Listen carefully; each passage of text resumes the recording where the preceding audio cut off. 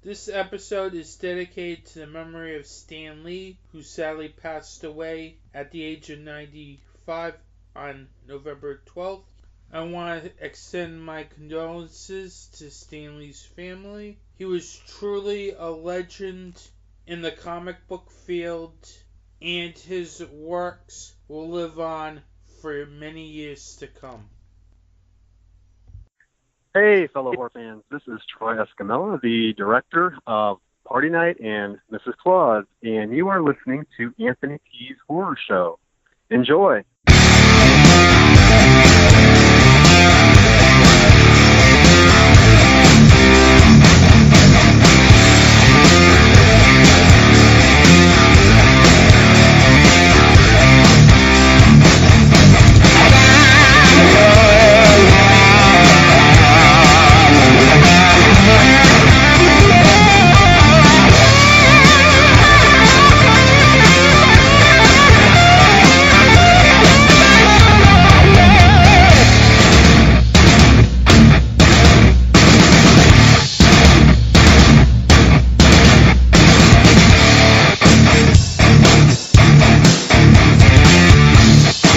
Welcome to Anthony T's Horror Show. I'm Anthony T. In this edition of Anthony T's Horror Show, I'll have filmmaker / promoter Squeecon Hansi Oppenheimer to talk about Squeecon, which is happening December 1st in New Haven, Connecticut. I'll also talk about an album that I recently listened that is horror related and is something that you horror fans should be definitely checking out. But first, let's start with a couple of news stories that happened between Episode 6 and Episode 7. Squeecon recently announced that they will be returning to the New England area next year. They've already set the dates for June 7th through June 9th at the Sherrington Framingham Hotel and Conference Center. This is definitely one of those conventions that yours truly is definitely looking forward to, as that convention's always circled on my calendar. I can't wait to be in Framingham back again, as it's always a fun time over there.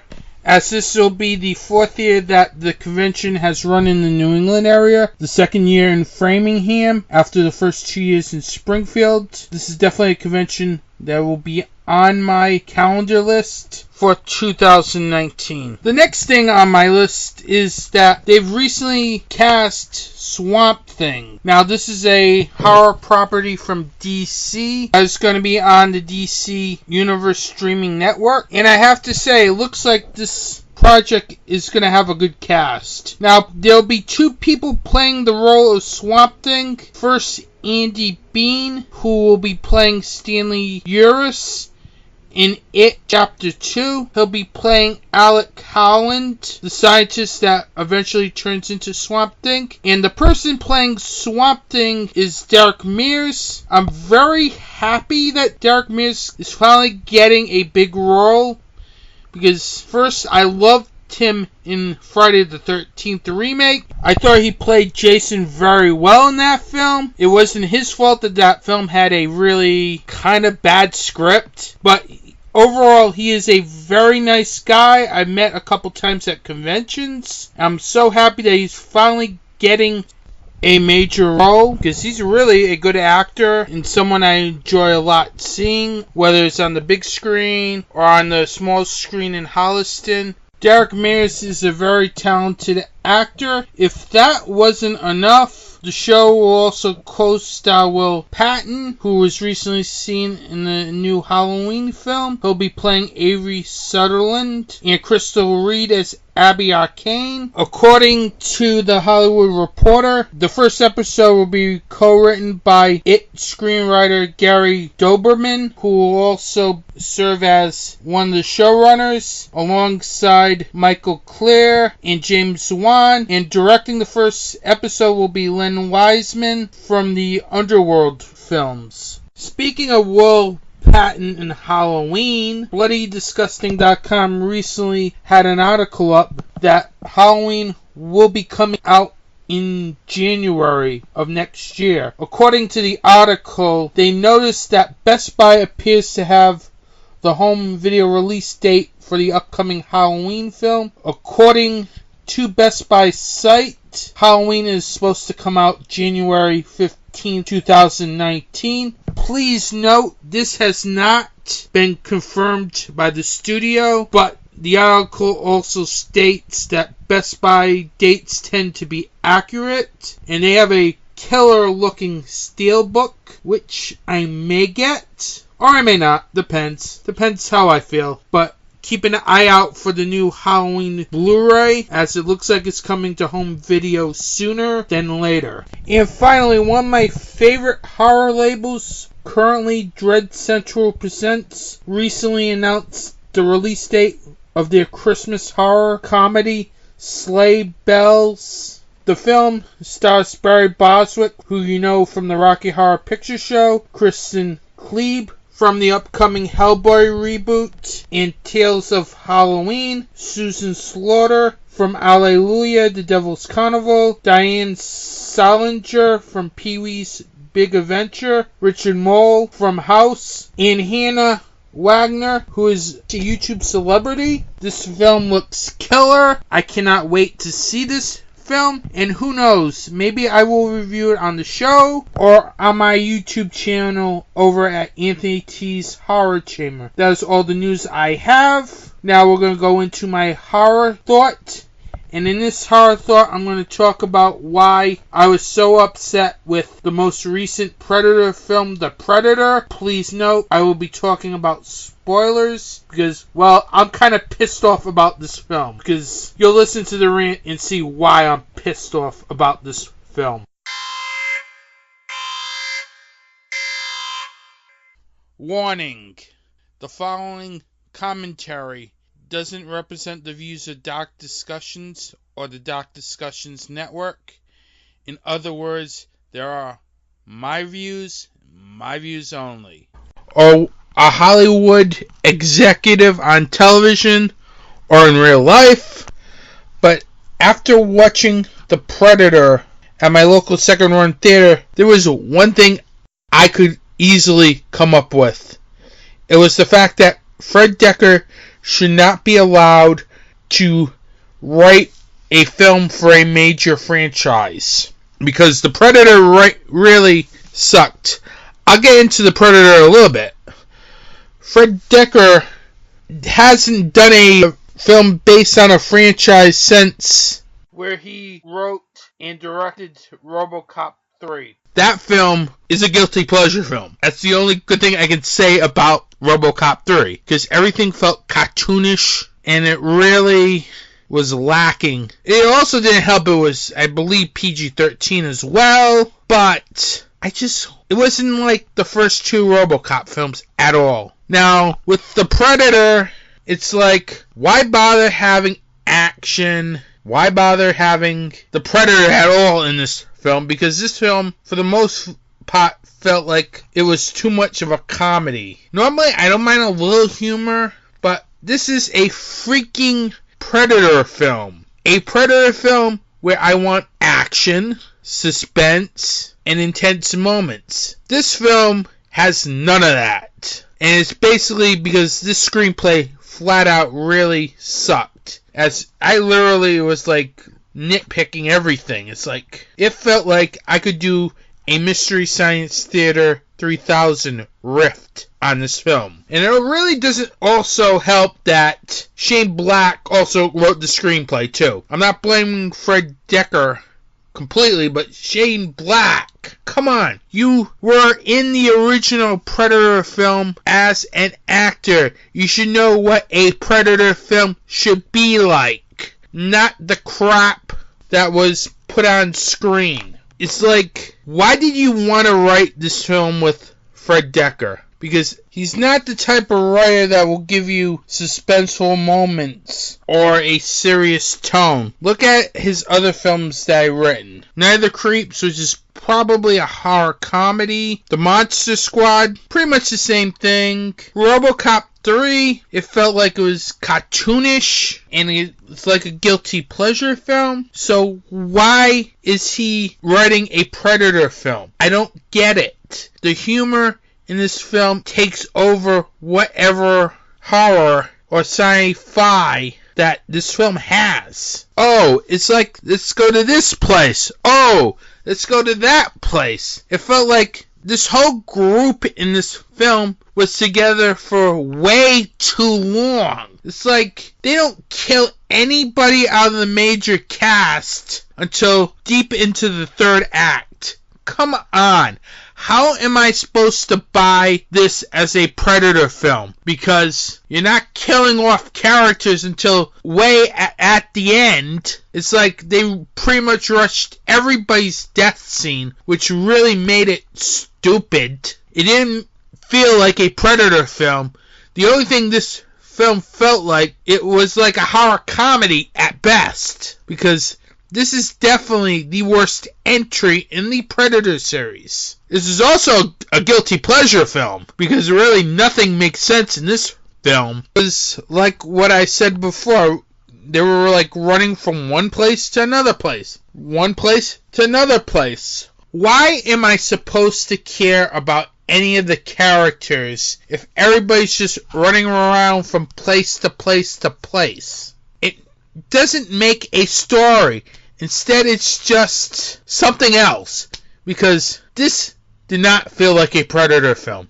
This felt like a guilty pleasure film. I don't know what Shane Black or Fred Dekker were thinking when they were writing this screenplay, because there were way too many jokes and not enough action. Seriously, this film felt more like a comedy than a horror film. Or a Predator film, to be exact. Because the first three Predator films were serious and they were action-packed. This one felt more like a comedy. Sure, it had action, but still, when the comedy aspects take over from the action and horror aspects, then your film has a problem. Seriously. Fred Dekker should have been nowhere near this film. And I can't blame Fred Dekker, because it's a writing job. But Shane Black should have known better about this franchise, because he was in the first film and knows it's supposed to be an action film, not an action comedy, an action film, or an action sci-fi film. Still, I was just amazed at how bad this film was. This is the type of film where you just go on and riff on and on. I hate really talking about this or talking bad about Fred Dekker, because I love his Night of the Creeps and the Monster Squad, but the Predator was just flat out awful. Thankfully, I only had to pay a couple bucks to see it, because if I paid the regular $10 in the first run theater, this film would have been more uneasy to watch, because I would probably have been more angry than what I am right now, because there is no reason for a comedy like atmosphere in a Predator film. No wonder why this film failed at the box office. The screenplay for this film flat out sucked, and it's completely all Shane Black's and Fred Dekker's fault for writing and making a film that isn't a Predator film. Pretty much a guilty pleasure B-movie at best. It's sad, because I wanted to see a good Predator film, and I was willing to give it its chance considering the negative reviews and everything. But I didn't think it was going to be this bad. Would I still buy it? Probably, just to laugh about it and riff about it. As after all, like RoboCop 3, it's a guilty pleasure film. And that is sad, considering that this is a Predator film, not. That's my horror thought for this episode. Hey guys, this is Steve and Christina. I'm the founder, owner, creator, and host of Super Retro Throwback Reviews. Are you looking for the best movie reviews, music reviews, video game reviews, and Comic-Con coverage all around? Well then look no further. Definitely check out Super Retro Throwback Reviews on YouTube and our new audio podcast, the new and improved Super Retro Throwback Reviews audio files version 2.0 on the following media distributors: Podbean, Google Play, Stitcher, SoundCloud, iTunes, and Spotify. Class is over, John. Time for something new and improved. Hey, it's Hansi from the Squeak Project. and we're having our first Squeecon on Saturday, December 1st at the Lyric Hall in New Haven, Connecticut.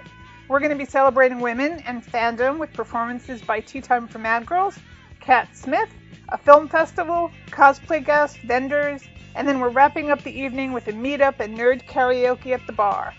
Get your tickets at filmfreeway.com/Squeecon.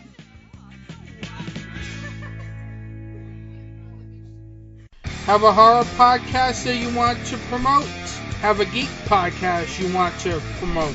Well, if you answered yes to one of those, then here at Anthony T's Horror Show, I'm looking to have your commercial here on my show. If you're interested in having your commercial played on my show, you can contact me at anthonytshorrorshow@gmail.com. And remember, support indie horror.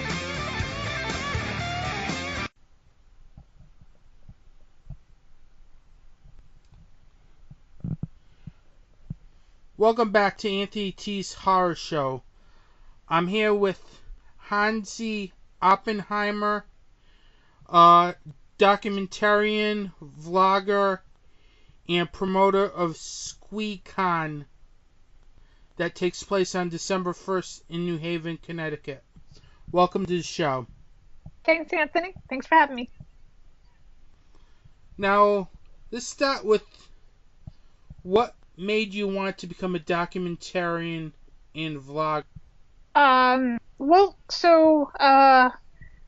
Interesting. Well, I went to film school, and, it was always really difficult to get crew and actors and all that, so I found it was just more, the kind of style I like to make films is I just take my camera and go, and the one thing you can do is documentary that way.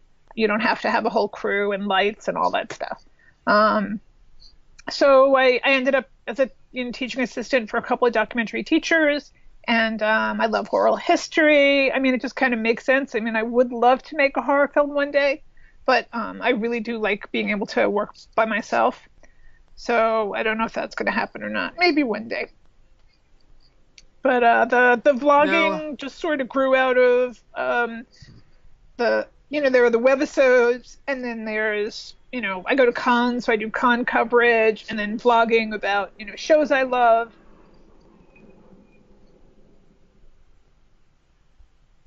Now, how did your YouTube channel Squee Pop Culture and the Fan Gaze started? Well, originally I was going to do Squee as a feature documentary. I had made one feature documentary about the fans of a band. And I was going to do Squee about fangirls as a documentary feature. And it just wasn't practical. I couldn't keep an editor that long. I was having a really hard time with the financing. It finally just made sense to do it as a web series. And so I have a couple of women that, work with me at different points in the process on post or writing and help me out with the actual Squee webisodes, the two that are online. And we're working on a third one now. What were some of your influences that led you to pursue documentaries and vlogging? Well, I'm not sure about the vlogging part. I think that's just because it's the internet, it's accessible, and I can get my work out there. But in terms of documentary, I mean, there's a lot of them. I love Les Blank. I love Herzog. I mean, there's a bunch of really talented actual art kind of films like Stan Brakhage and George Creechar, and I kind of prefer films that are sort of outside the Hollywood industry, which YouTube definitely is, at least for me. Yes. As I do a little YouTube myself with Anthony T's Horror Chambers, well, whether it's the Horror Chambers DVD and Blu-ray collection, or my horror reviews, which are basically reviews of films that I watch. Right, it's a way to get your content out there without having to jump through hoops to get distribution. Yeah, and that pretty much, which is not known of a story, but pretty much my vlogging on YouTube got me a podcast Oh, on a network, which is really not heard of. yeah, that's amazing. Well, I've been pretty much hanging around podcasters the last couple of ScareCon New England, so Yeah, it's about building relationships. and there's some great podcasts. I have a bunch. Which ones do you like? Dark Discussions, the main show on my network, is a very good one. The Darkening does a really good one as well on YouTube. That and Wicked Horror Show. That Strange Show's another very good podcast. Indie Infestation. You may have heard of Justin Seaman from The Bond. No, but I'll look all these up. I don't know any of these. Yeah, it's basically Scream Team Release, and that is the company that he runs. Cool. And it's put out some very good releases, like most recently Bong of the Living Dead, 1031. I have heard of that one, yeah. That film is a riot. I should watch it. I've heard of it. Definitely one.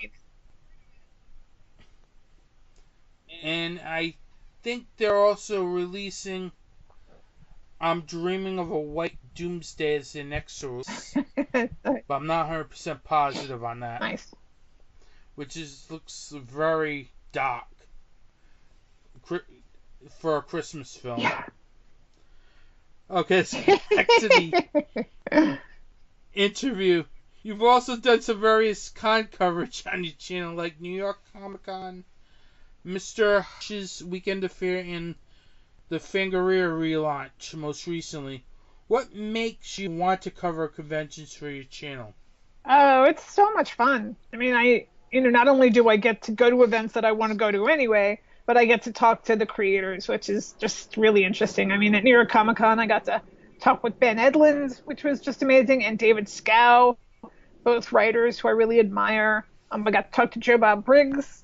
And then, Fangoria, Lloyd Kaufman was there, Greg Nicotero was there, Brian O'Halloran was there. I mean, Tony Timpone, it's kind of a dream job. I mean, I don't get paid for it, but but it's just fun, it's just fun. I would do that anyway, no matter what. Plus, I kind of feel like it's really important to support creators whose work you love. And this is how I can support them, yes. By promoting them and all that stuff. Yeah, just going to their events and talking to them and getting, the backstory and, Also, especially, when you get to talk to them, you kind of find out if they're decent human beings, and that always helped. I like to promote people who are actually decent human beings, besides being really good artists, True. I noticed besides your YouTube channel, you run an organization called the Squee Project. How did it get started? Well, so it's become this umbrella under which I do lots of stuff. So, it started as the feature film that ended up being a web series. And then I also interview lots of fangirls. So I'm building this archive of interviews with women in fandom that goes back to some women who have been in fandom since the 60s. So talking to Bejo Trimble, who her and her husband sort of were the beginning of the campaign to bring Star Trek back for a third season. So, I mean, talking to these older women in fandom that, people kind of forget about, it's been really interesting to hear their stories and the people they hung out with and, what it was like for them to be fangirls in the time period that they were doing it. And so I'm just trying to archive all this information so that people don't forget that fangirls contribute a lot to fandom. Would you say that it's the objective of the Squee Project? Oh, absolutely, yeah. I mean, it's a feminist project, absolutely. I'm trying to support and promote women creators, especially women fan creators. Fangirls kind of get a bad rap. So I kind of wanted to change, you'll see when you watch the first episode that it talks a lot about the stereotype of the fangirl and how, women are trying to reclaim that and make it a good term and not, like some screaming teenage, hysterical girl. It's, you know, we we know our stuff, and we can hold our own. And Yeah, I've seen both of the episodes. oh, cool! They're very good, Thank you. and I'll talk about it a little bit as we go on. But how much? Now, on December 1st, you will be holding your first convention, Yeah, Squeecon, at the Lyric Theater in New Haven, Connecticut. that's right. What made you decide to become a convention promoter as well as a filmmaker? It kind of fell in my lap, and I ran with it. um, my niece lived near the theater, and she pitched it to the owners, and she pitched it as a squee screening. And so I thought, that's cool, but maybe we could make it into a bigger event where we could also, I could, promote other women, in fandom. It wouldn't just be about me. It would be about women who make films and women who cosplay and women vendors. And, once that started happening, lots of people wanted to participate. And now we got this whole thing going. So we'll see. It should be really fun. Now, how much preparation went into the convention? Well, I'm still mid preparation. There's still a lot to be done. We have a schedule, program. I mean, we're still, ironing out the details. But there's going to be 2 short film blocks. There's 2 performances, a couple of panels.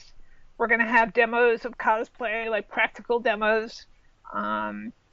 We have the vendors, and then the evening's going to wrap up with 2 hours of nerd karaoke at the bar and a meet and greet, and everyone can hang out and network.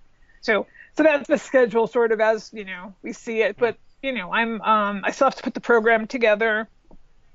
I have to get everybody loaded in, everything plugged in. Yeah, there's all that stuff. But I'm confident. It'll be fine. I'm sure it'll be fine. What was it like? Excuse me. Now you're making me giggly. What was it like finding a venue like the Lyric Theater to host your convention? Well, it's really cool. I mean, it's a really cool venue. It's an old restored theater. It's relatively small. It's only about 200 people, so it's not like I'm trying to fill, Javits or something crazy. It's pretty intimate, so I think it's doable. And I'm kind of hoping it goes well enough that I can, sort of repeat it and take it around the country to smaller cities that don't have big cons and sort of, and it's a fan con too. It's a different thing than like a Rhode Island Comic Con or, one that deal with celebrities. I mean, the fan cons are a different kind of vibe. So I think it'd be a really welcome thing to take around to different communities and get those communities involved and build this whole network of people who, buy each other's work and support each other and, that stuff. What type of audience are you trying to reach with your convention? Well, I mean, I definitely have an audience. I have a definite hardcore fangirl audience. But there's also men, and non-binary people and, other people who, I always go to FlameCon. I have friends, of all variations of gender. I'm just trying to provide a place where people can feel safe and comfortable and be, complete nerds, And I think I'm trying to do something for the community, and I think most people appreciate that. Besides that, you've been also doing a web series called Squee, which is played at such film festivals as the LA Underground Film Forum, where it received an honorable mention, Out of the Can Film Festival, where it won Best Pilot, and the film recently screened at the Melbourne Documentary Film Festival in Australia. Right. Sorry That's about okay. that. Yeah, that was pretty cool. Unfortunately, I couldn't go. I really wanted to, but it was like a 23-hour flight each way, and to go for a one-night event just seemed crazy. But Yeah, that would be crazy. yeah, it would have been like a 60-hour trip for a one night. But they were great. And I also just got semi-finalist in another Australia film festival. So we're big in Australia, apparently. Congratulations. I hope to get there one day. I really want to see New Zealand, actually. Now, you will be premiering the third installment of your web series at Squeecon. How did you come up with the idea for the web series? Well, so we're the first 3 episodes. We're just finishing like a 3-episode arc on identity. So this is going to be the final episode in that series, and it's about identifying with characters in media. So we're talking to women about, like, why do you identify with this character, and how, what does that mean in your real life? Like, do you, if you dress like Carrie Fisher, as Princess Leia in your real life, can you sort of channel that? And does she make you feel stronger or more powerful? Or so that's what the final episode of this identity series is. And then we're going to do 3 episodes on another aspect of fandom. Now, in the first episode, you go into identifying yourself as a fangirl. Right. The episode features Brianna Buckmaster from Supernatural and Amber Benson from Buffy the Vampire Slayer. Right. Then in episode 2, you go into the cosplay and identity aspects of fandom from a female perspective. What was it like to get each person to share their thoughts on various topics? Well, fangirls, I as you may have noticed, fangirls like to chat. So I have met so many of the people that are in my films. I met you, we met online. I'm a very friendly person. so many of my friends and fandom I've met online, waiting for a panel, or waiting for food at the mac and cheese truck at a con, or you start chatting, and next thing you know, you're talking about a fandom that you both like, and next thing you know, you're talking about your lives, and and then you're buddies. It's yeah, I love that about fandom. It's one of my favorite things about fandom, Now, what was it like getting Brianna Buckmaster and Amber Benson for your project? Well, Amber was tricky. It took a while. So she was at New York Comic Con, and she was signing books, and I asked her if she would do an interview, and she didn't know me, didn't know what the project was, and so she just kind of in my book, she signed something about thanks for the great interview, sort of joke, and kind of just ignored me about actually scheduling the interview. And then when I got home that night, I saw the dedication, so I posted on Twitter, and I said, "Oh, very funny, Amber." Nice joke, and so then she was going to be in town signing at Midtown Comics a few months later. So I wrote, I tweeted to her, and I was like, "Hey, no pressure. I still would really love to get that interview." She's like, "Okay, come on down." So I went, and I admit I was really, really nervous. And you have to wait till all the people getting their stuff signed for the interview, and so by then I'm a wreck. And of course she's lovely and sweet and couldn't be nicer, and we got a great interview, and then I saw her at WhedonCon, because I volunteer at WhedonCon in LA, and I saw her just this last May, and she immediately recognized me, and she wrote in my book, "To a Rock Star Documentarian." So I was like, okay, this is a nice wrap to that story. Now, how did Brianna Buckmaster come about? Well, actually, so I didn't. One of my partners produced that, because Brianna was in Vancouver. So one of my creative partners, Lindsay Burness, was going to a Supernatural convention in Vancouver, and she's written 7 books about Supernatural and Supernatural fandom. So she's friends with all those guys. She helped me access all the Supernatural actors, and so she was the producer on that interview. And Brianna's wonderful. Yeah, she was great. I interviewed Kim Rhodes in person. She was also from Supernatural. And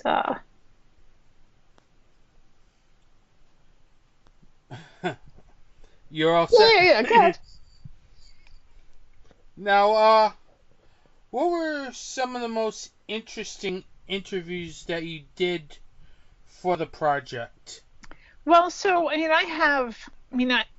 so when I first started shooting it, I was shooting both men and women, and we were going to have a section on, celebrities, sort of their interpretation of fandom, like how they felt with fangirls and what they fanned about.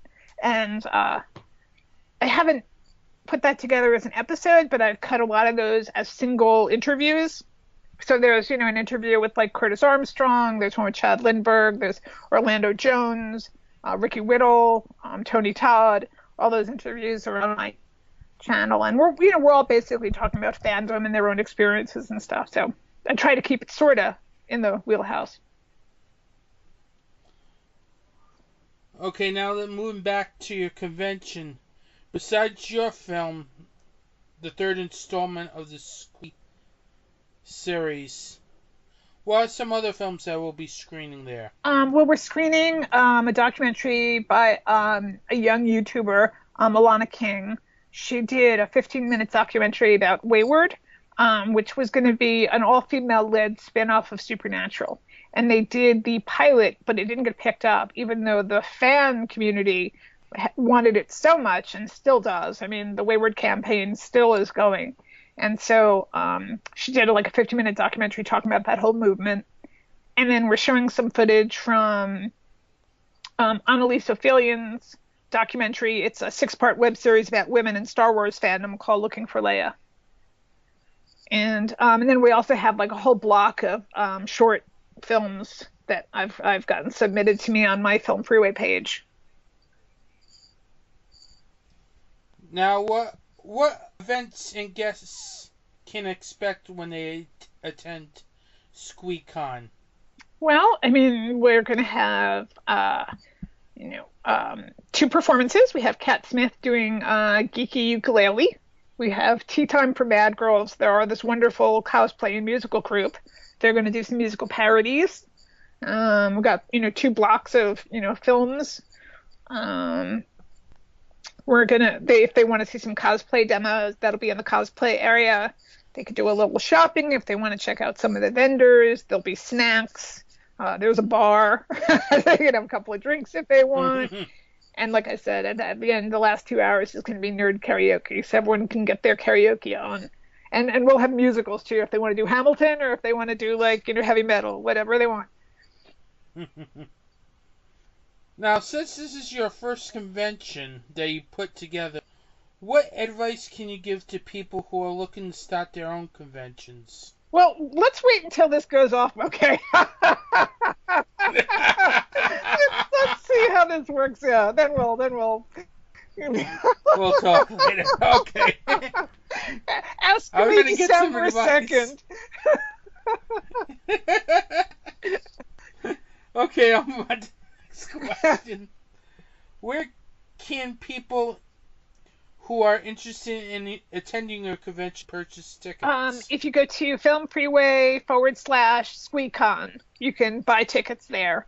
And they're $20 there in advance, $25 at the door. But if you use the code FAF2018, like FAF for Friends and Family 2018, all caps, you get $5 off, so you can get them for $15 till the 15th of November. How can people find more information on Squeecon, your YouTube channel, on the web, and social media? Well, let's see. So I have a website called squeeprojects.com, and so they could check there. There are links to all of my media. I'm on Facebook. The Squee Project is on Facebook, and Squeecon is also on Facebook. And I have a Twitter, also a Squeecon Twitter. It's at Squeecon. And then the YouTube channel is Squee the Fangirl Documentary Project. And it's fangirl with 2 R's, like girl, like riot girl, fangirl. Okay, now, after this convention, what are your next plans on the documentary side of things? Well, I'm actually like cutting 2 episodes now. I'm working on one about Joe Bob Briggs. So that's what I'm editing now, about his return and the fans' response.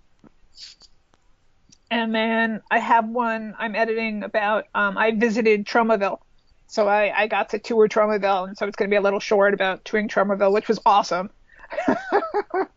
It was so cool. All the props and stuff. It was really cool. I love Lloyd Kaufman. He's just, he's the hero. He's like been making indie films like for almost 50 years outside the system, and I just have so much respect for that. Yeah, so I'm editing those 2 episodes. We got to finish this 3rd one. I'm appearing at a fan, like an academic fan con in DC in April, doing a panel, and I'm hoping to be at San Diego this year. So that's all my plans for the moment. Yeah, the most craziest convention of them all. Well, I got to see it once, San Diego right? It's like Mecca. It's like I've got to go once, But I've kind of had to cancel a lot of other cons just so I can do that one because it's going to be costly. But I got to see it once. And yeah, I would imagine. it's the 50th anniversary too, so. Well, thank you very much for coming on my show. My pleasure. Have a good day. Thanks, Ham. And good luck. I hope your convention succeeds. Well, you're coming, aren't you? Unfortunately not. It's a little ways out of my area. Okay. All right. Yeah, usually if it's not in like the Rhode Island, Massachusetts area, then it's kind of hard for me to get to. Okay, well then I'll see you at next year's Rhode Island Comic Con, right? I will definitely be there. Okay. That's definite, obviously. Okay, cool. You can always check out one of the Massachusetts Horror Cons as well. Oh, okay. Because we've got a couple up there. ScareCon New England and Rock and Shop. Okay, I've heard of both.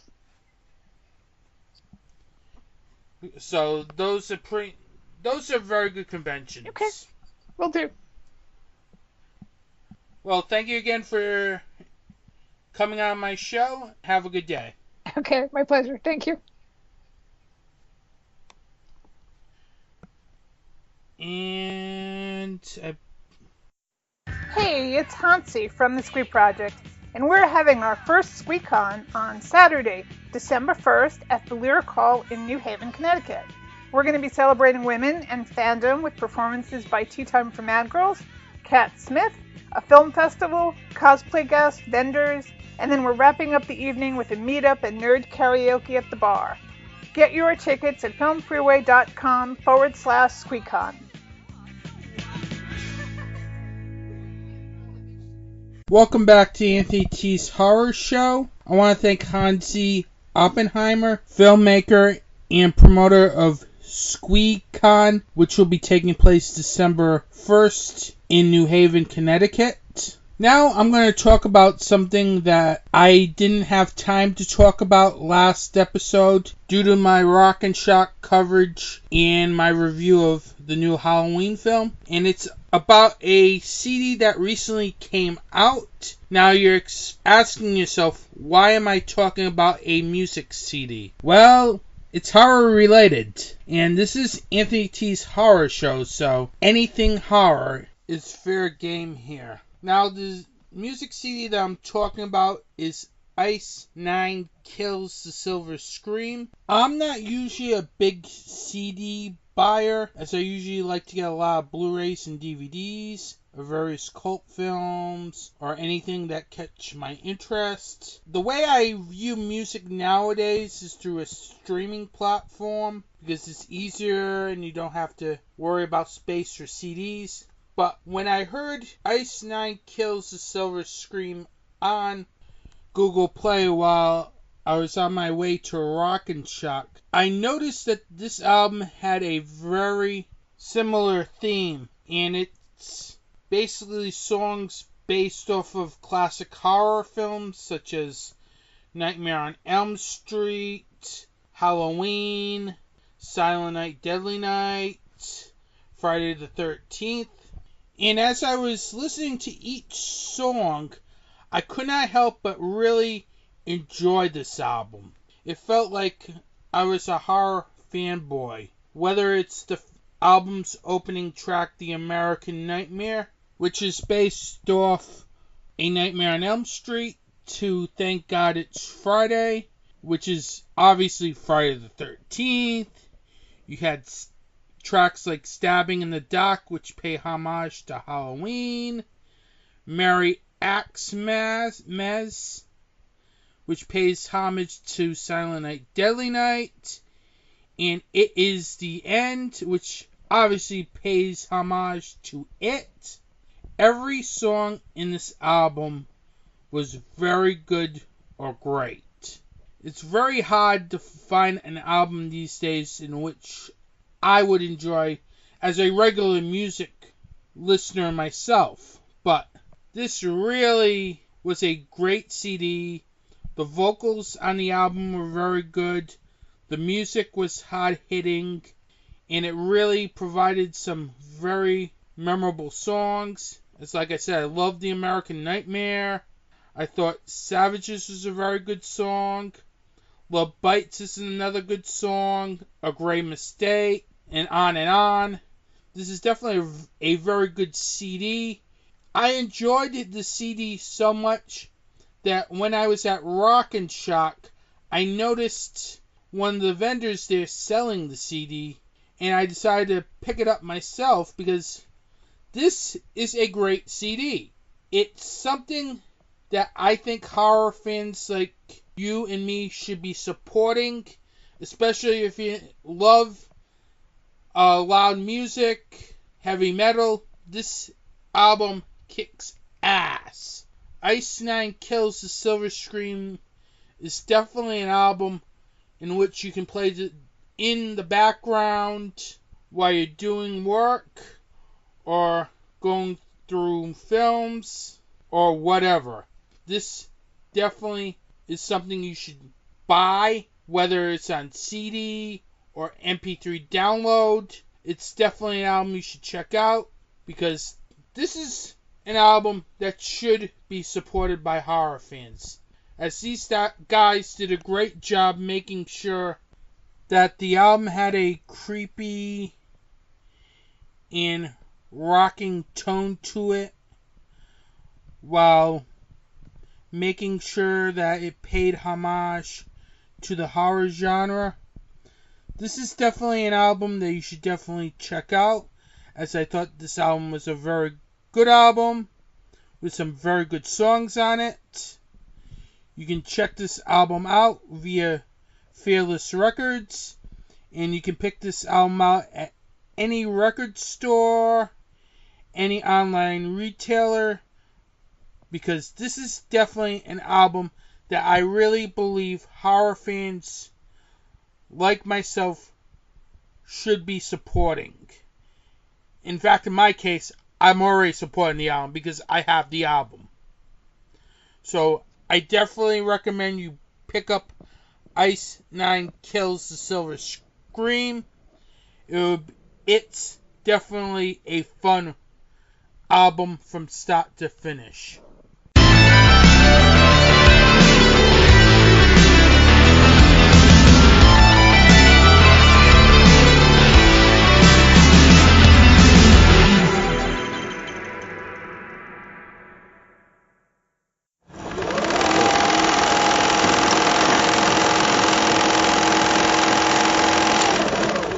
With my film recommendation this episode, it's a film that I've been waiting to recommend because it recently came out on Blu-ray a month ago. But when you have really good films like Bong of the Living Dead and David Gordon Green's Halloween, it was tough not to pass these films up since they were great films and are films I would recommend. So this leads me to the film that I've been wanting to recommend for pretty much the last couple of episodes, and that is Stephen Mena's Malevolence. When you think of films released in the early 2000s, you think of films like House of a Thousand Corpses, The Others, Freddy vs. Jason, Blade 2, and Saw, but Malevolence is one of those films that flew completely under the radar, as I first discovered the film after seeing the film's prequel Bereavement, aka Malevolence 2, in 2011, when actual independent horror films played at my local multiplex, unlike today where they pretty much just play all studio films. I remember Bereavement being an intense horror film that I liked a lot, to the point that it made me want to seek out Malevolence.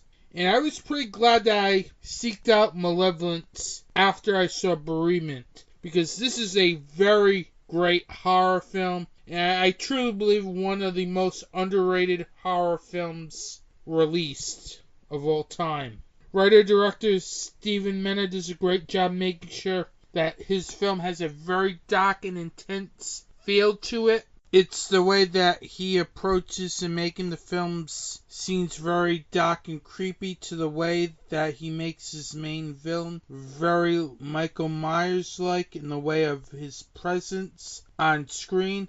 I would definitely compare this film to the original Halloween in terms of tone and the way it sets up the violence. This is definitely one of the most underrated horror films of all time, as this film did not have the names or the buzz like Malevolence 2 Bereavement had. This is definitely a film you should check out, as this was released on Blu-ray the same day as Malevolence 2 Bereavement and the new Malevolence film, Killer Malevolence 3, which I haven't seen yet, so I won't go into that, but I would definitely recommend you check out Malevolence, as that will be my film recommendation for this episode, but also check out Malevolence 2 Bereavement, as that is also a great horror film.